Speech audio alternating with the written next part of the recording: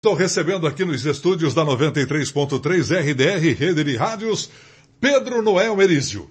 Ele é psicanalista, hipnoterapeuta, escritor, professor. Ele já tem 2 livros lançados e nós vamos, rapidamente, nos próximos minutos, falarmos sobre temas profundos e muito interessantes.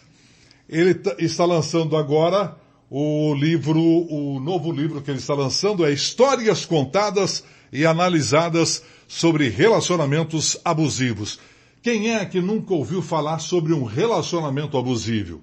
Você deve ter ouvido no rádio, na televisão, uma história sobre relacionamento abusivo. Mas antes de mais nada, Pedro, bom dia, muito obrigado por ter vindo. Bom dia, muito obrigado por poder estar aqui falando sobre esse tema, né? É um tema muito importante. Agora, me diz, antes de mais nada, você tem 2 livros, o primeiro que é Hipnose no Mundo Cristão. O que te levou a escrever um livro Hipnose no Mundo Cristão? Já que, Pedro, nós sabemos que a hipnose deixa muitas pessoas com dúvidas, com um pé atrás. E aí você me lança um livro, já está na 2ª edição, Hipnose no Mundo Cristão. É interessante o tema, né? Porque no senso comum a hipnose, a gente acredita, né? O senso comum acredita que é perder o controle, alguém vai dominar a sua mente. E não é. Né? Toda hipnose é uma auto-hipnose e a gente se permite ser hipnotizado. Esse livro surgiu da necessidade, porque eu também sou hipnólogo, hipnoterapeuta, instrutor de hipnose, também ensino a hipnose, né? E para a prática da hipnoterapia, então para a prática clínica. E como instrutor de hipnose, o que eu via do mundo cristão era essa acusação, né, de que a hipnose é do diabo, é manipulação, que você não pode deixar ninguém dominar a sua mente. E, por outro lado, dos hipnoterapeutas, a acusação de que a igreja estava roubando a hipnose. Tá? E nesse livro, né, eu tenho uma frase que eu acabei cunhando ela aqui, né, e acho que é interessante a gente pensar, a hipnose está no mundo desde que o mundo é mundo. Quando a gente pega em Gênesis que Adão foi colocado num profundo torpor, né? Essa palavra torpor eu gosto, né, da tradução da Bíblia Católica, né? Edição Paulus, né? Torpor é o sentido de quem é anestesiado. Então, Adão é colocado num estado de transe, que a gente hoje chama de estado de Isdeio, né, que é aquele estado de coma hipnótico para poder fazer uma cirurgia. Existe uma cirurgia, que foi o recorde, né, de cirurgia de peito aberto sem anestesia e usando a hipnose como anestesia, né, foi na França um senhor de 82 anos. Então, assim, o hipnoterapeuta colocou aquele senhor em coma hipnótico. Essa técnica, quem desenvolveu foi Isdale, tá? Ele era um médico britânico, que ele estava na Índia, e isso foi em 1864, antes do descobrimento dos anestésicos químicos, né? Então, a hipnose já vem sendo usada há muito tempo. Então, esse termo que eu procurei cunhar, né? A hipnose está no mundo desde que o mundo é mundo, porque a hipnose nada mais é do que um transe. E quantas vezes, né? A gente está lendo um livro, se envolve com a história e não vê o tempo passar. A gente está aqui na rádio falando, ouvindo, né? E não vê o tempo passar. Por quê? Porque a gente entra nesse estado de transe.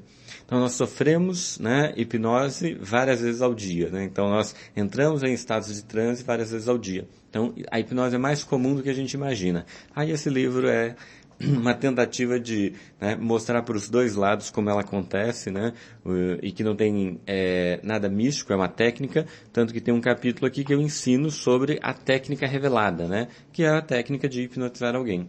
Muito bem, esse foi o seu primeiro livro, um dia nós vamos só falar sobre ele. Isso. E você está lançando agora junto com a esposa, né? Isso. A Beatriz Silva Merizio Noel, o livro Histórias Contadas e Analisadas sobre Relacionamentos Abusivos. E você na capa de trás coloca: nem todo abuso é sexual, mas precisamos entender o abuso emocional. Um livro que traz histórias reais sobre os diversos tipos de relacionamentos abusivos para te ajudar a identificar e corrigir esses comportamentos que muitas vezes nem percebemos. Pedro, fale um pouquinho para nós sobre este livro. Afinal de contas, eu creio que sobre o teu trabalho na hipnoterapia, na psicanálise, foi que deu resultado a esse livro. Foi isso mesmo. Porque esse livro ele começou a ser escrito há 3 anos atrás. A minha esposa Beatriz, né, que é coautora comigo no livro, né, ela também é psicanalista, psicóloga, né, também é hipnoterapeuta, apesar de usar muito pouco a hipnoterapia convencional. Agora uma brincadeira, gente, antes que ele responda. Os dois são hipnoterapeutas.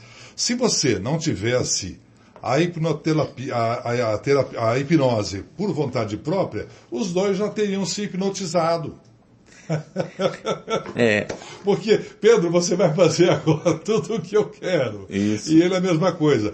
Você só é hipnotizado quando você deseja. E muitas vezes você é hipnotizado e você ouve tudo o que está acontecendo ao seu redor, correto? Correto. É interessante porque a minha esposa entra muito fácil em transe hipnótico comigo. Né? Ela precisou fazer uma cirurgia de reconstrução do lóbulo. Ela tem problema com anestesia química, então eu fiz anestesia hipnótica.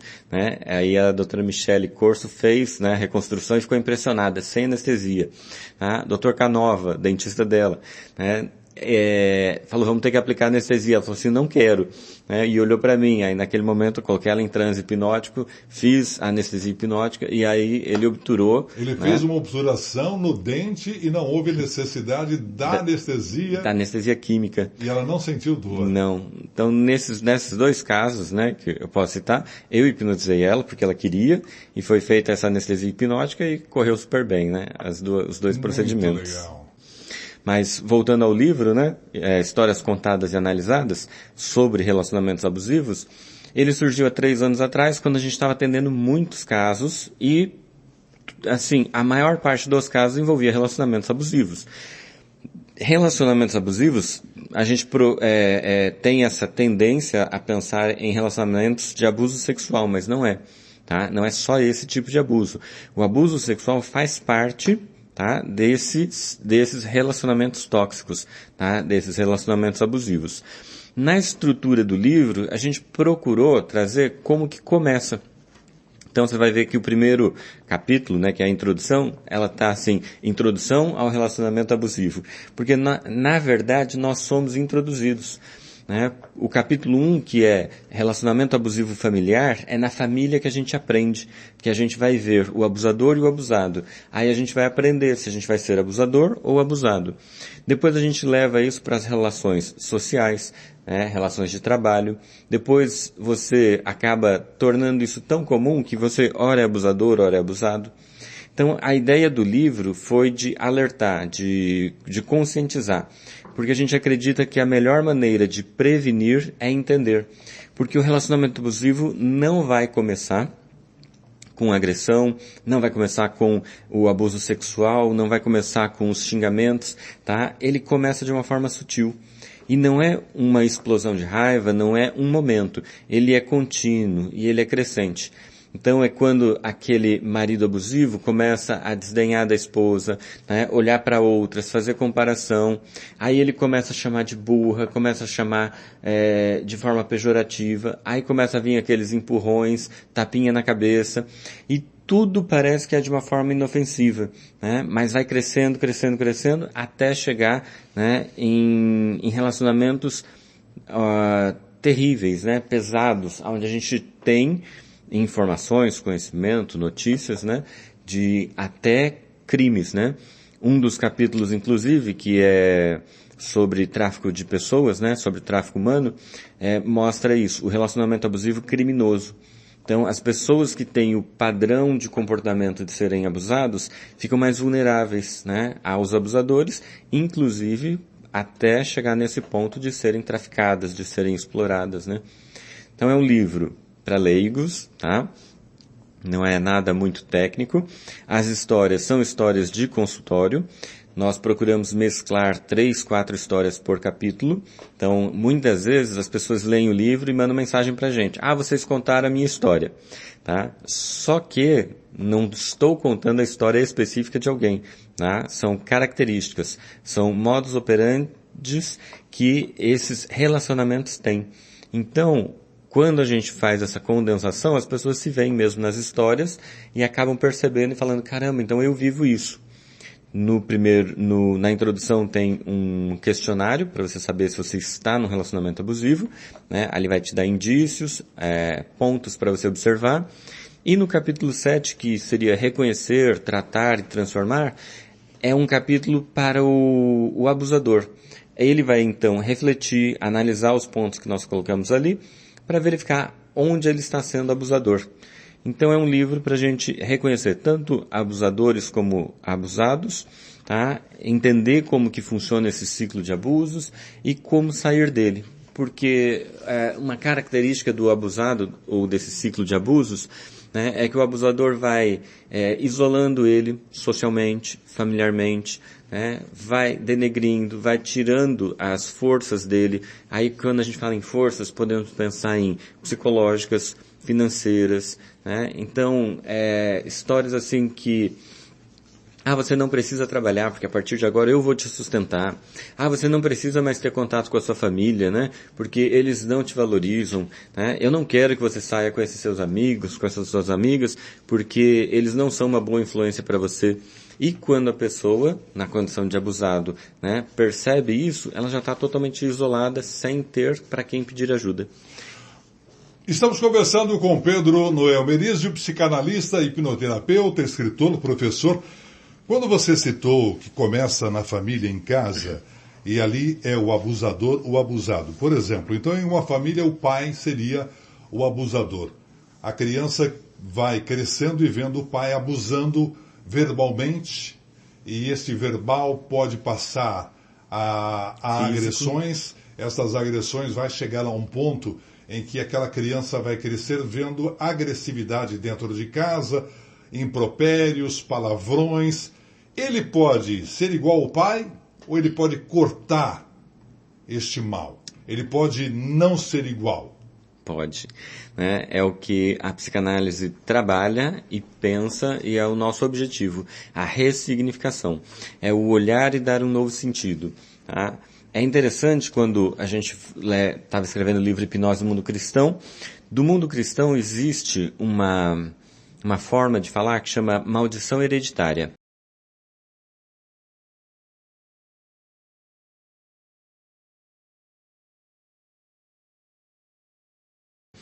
Eu prefiro chamar de um legado transgeracional. Seria algo que a gente aprende. Seria algo do comportamento, da psique. Tá? Comparando o mundo cristão. É melhor do que maldição hereditária, né?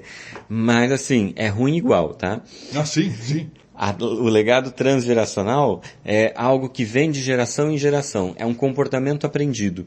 Tá? É igual aquela história da mulher que vai cozinhar a peça de lagarto em São Paulo, Costa Branca, aqui no Paraná, né?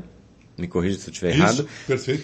Aí a mulher cortava as pontas da peça para poder pôr na panela e cozinhar. E desperdiçava as pontas, né, da carne. E o marido vendo aquilo falou assim, mulher, por que você faz isso? Está desperdiçando carne, né? E aí ela falou assim, mas eu aprendi com a minha mãe, tem que ser assim. Aí ele foi falar com a sogra. Sogra, que negócio é esse, né, de cortar as pontas do lagarto?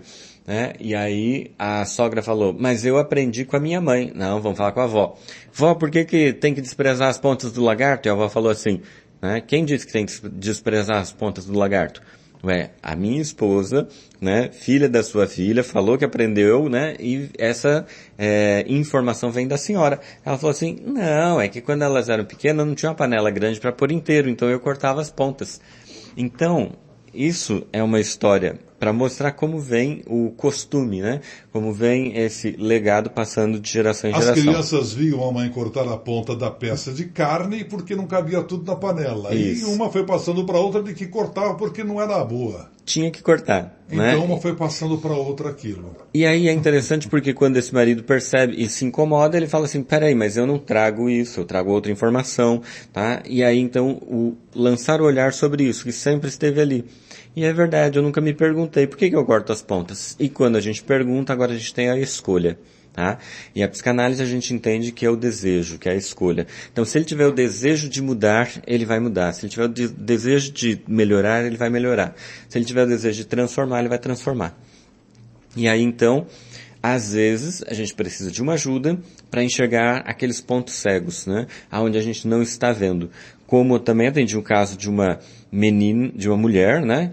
Que quando ela era criança, a mãe dela, casada com um homem violento e alcoólatra, ele chegava em casa, pegava as panelas em cima do fogão, jogava no quintal, fazia aquela bagunça, né? E falava que ela não sabia cozinhar, que a comida era uma droga. A filha acaba se casando com um marido, com um homem igual ao pai, que fazia a mesma coisa. E quando na clínica a gente vai tratar isso, quando vai entender o processo, por quê? Ela já viu o pai fazer isso. Por que ela escolhe um homem igual? Quando o pai fazia isso, a mãe, para proteger, acolhia ela, trazia para perto e falava assim, não filha, fica tranquila, o papai só faz isso porque ele gosta da mamãe. Ele só quer que a mamãe seja melhor, que a mamãe cozinhe melhor, né? Então, ela entendeu que isso é amor. E aí, quando ela vai casar, ela procura o quê? Um homem que faça igual para entender. Ele me ama. Então, olha que interessante. Quando eu digo interessante, não quer dizer que é bom. Para nós na clínica, é interessante a gente olhar e analisar. Mas como é interessante a forma como ela aprendeu o que é amor.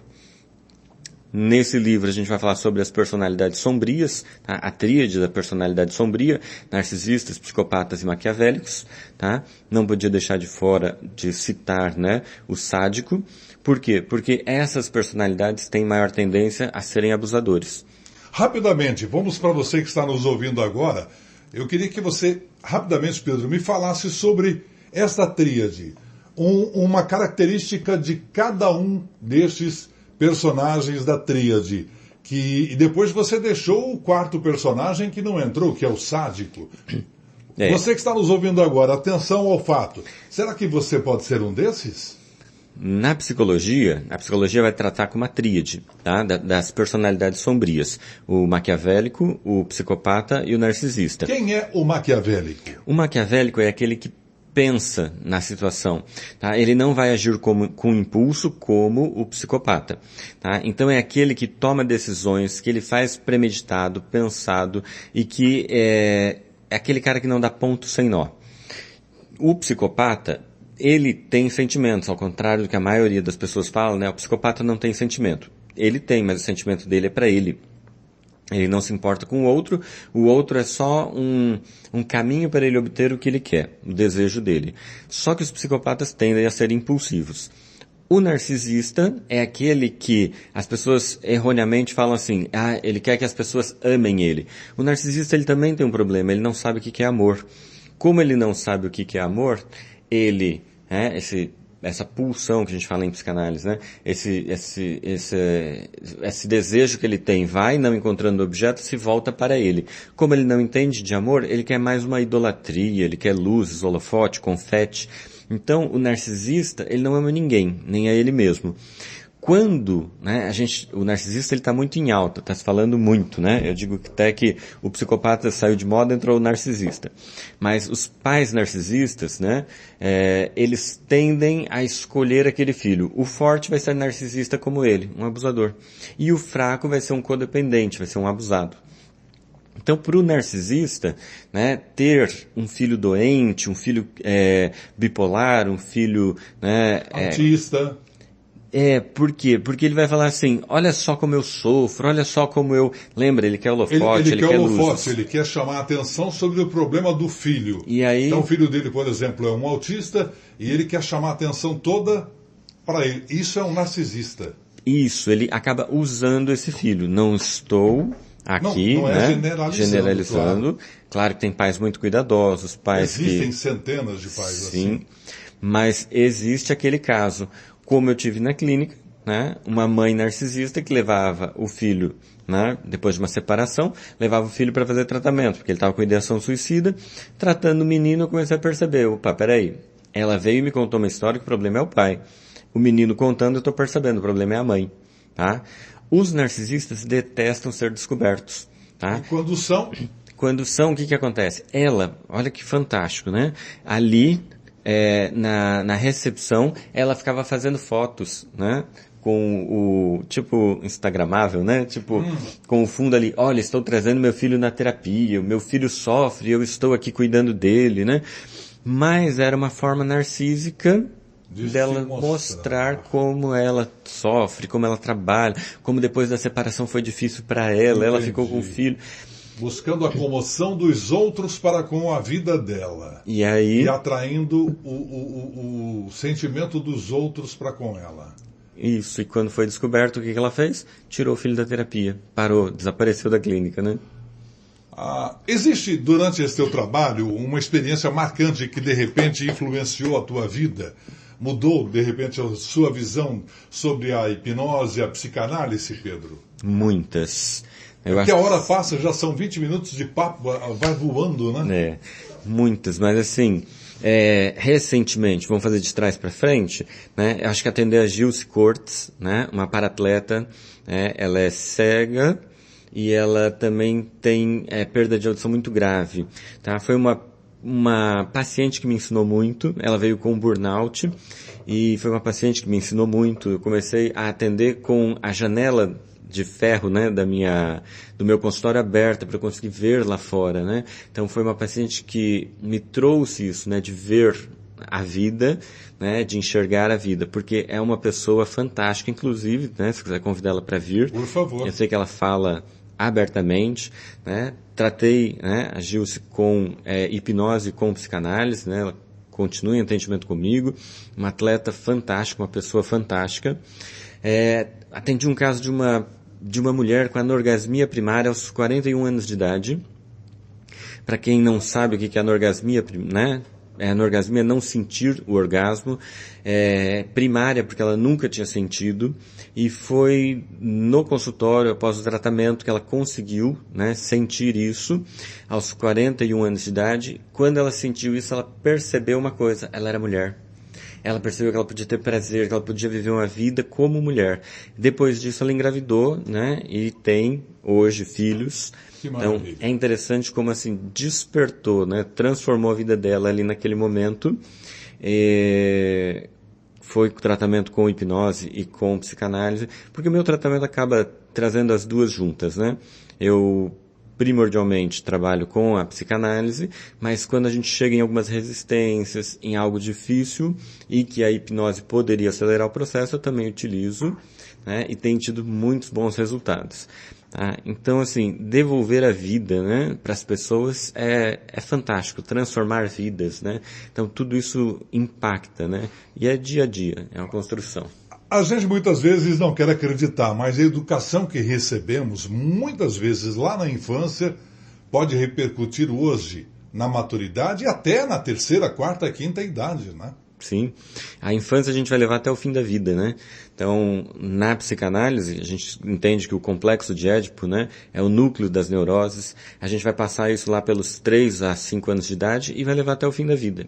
A base do nosso caráter, que foi composta ali até mais ou menos 6 anos de idade, é a base que a gente vai levar até o fim da vida. O caráter vai ser transformado, moldado, evoluído até o fim da vida. Mas tem uma base que a gente ouviu, aprendeu, né, entendeu, interpretou e que a gente vai trazer. É o que o Freud vai falar de traços mnemônicos, né? Traços de memórias infantis que fazem parte do nosso inconsciente, que é o que faz a gente decidir o que eu quero, o que eu não quero, né? Por exemplo, se uma criança até os 6 anos de idade viveu num lar tumultuado, num lar problemático, por mais que ela seja adotada posteriormente, bem cuidada, educada, ela vai ter desses traços da educação que ela recebeu quando vivia numa família tumultuada, onde eram confusões, brigas e etc, etc.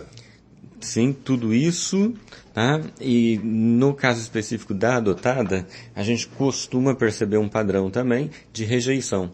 Ela se sentiu rejeitada, ou ela entendeu que foi rejeitada, ou interpretou que foi rejeitada, tá? E muitas vezes a gente tem que trabalhar isso na terapia, porque mais do que a rejeição, vem a escolha dos pais que escolheram ter ela, né? Adotar ela, trazer ela para esse lar, formar com ela agora uma nova família. E algumas vezes é necessário trazer para a terapia, porque as marcas que foram deixadas foram tão fortes, né, que esse amor, né, que os novos pais estão dando para ela, né, ela não consegue entender. Ainda tem a marca do passado, né, da rejeição. Nós estávamos, eu e a patroa, conversando, tem animaizinhos em casa de estimação e coincidiu de termos um casal de coelhos. E a coelhinha deu à luz 2. Primeira cria, coelhos mini, pets, pequeninos. 2.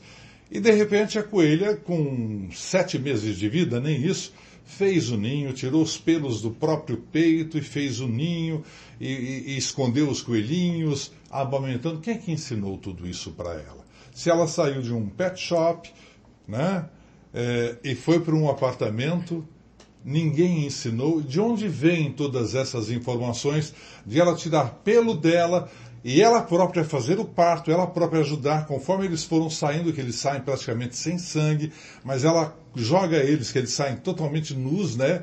Nus, que eu digo sem pelos, pelados, sem né? enxergar, pelados mesmo. Ela joga eles por sobre aquele pelo, eles usam aquele pelo para se aquecerem. Quem ensinou? Então, porque nós humanos nascemos e se alguém não nos cuidar, morremos. Isso. O bebê da girafa nasce e cai de 2 metros, 3 metros de altura. Mesmo ela abrindo as pernas, ele cai de uma altura considerável. E em menos de 15 minutos está pronto para correr de um leão, de uma leoa. E nós? Por que não somos assim? É interessante. Tem um psicanalista, o Winnicott, que ele vai falar do holding, que é todo esse cuidado que o bebê precisa ter. Tá? E da psicanálise winnicottiana é muito interessante, ele fala que a criança precisa de nutrição, tá? Tanto emocional como física, né? Dessa mãe, e ela precisa de um componente muito importante, que é a frustração.